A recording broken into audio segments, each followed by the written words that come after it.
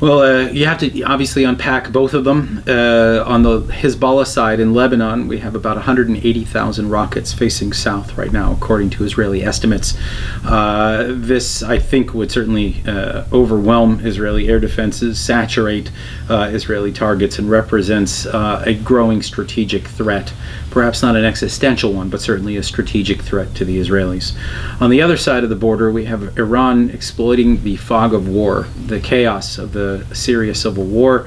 This has meant the introduction of new Shiite militias into the region that are loyal to Iran.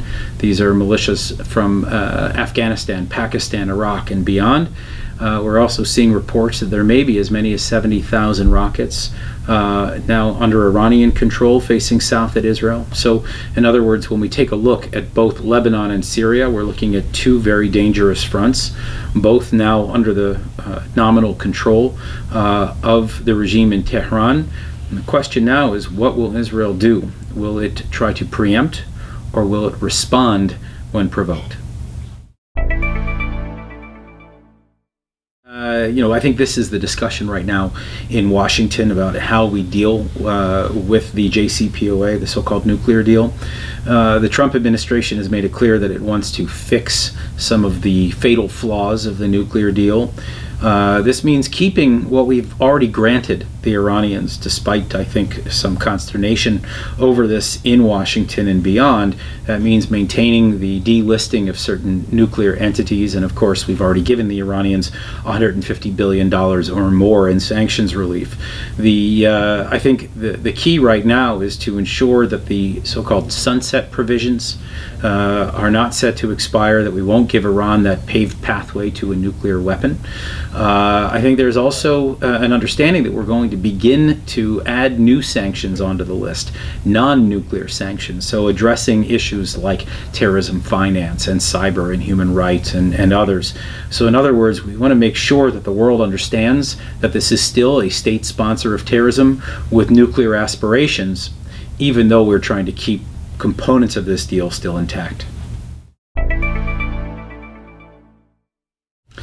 I would say that right now the chances of Hamas and Fatah joining forces or achieving unity or reconciliation are basically nil. That the conflict, of course, dates back to 2007 when a civil war erupted in the Gaza Strip. We had people being pushed off of tall buildings to their death, people being shot in the legs and arms to ensure permanent disability.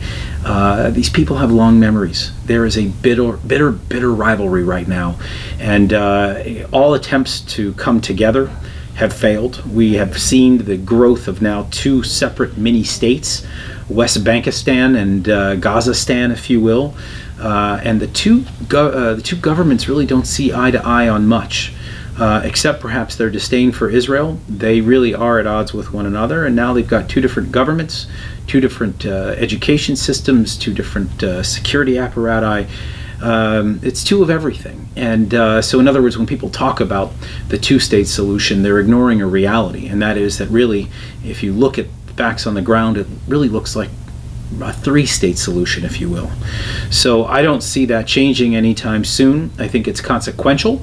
I think it's important to eventually see Palestinian unity if we're ever going to come together and make peace on behalf of the Palestinians and Israelis, but that doesn't appear likely anytime soon.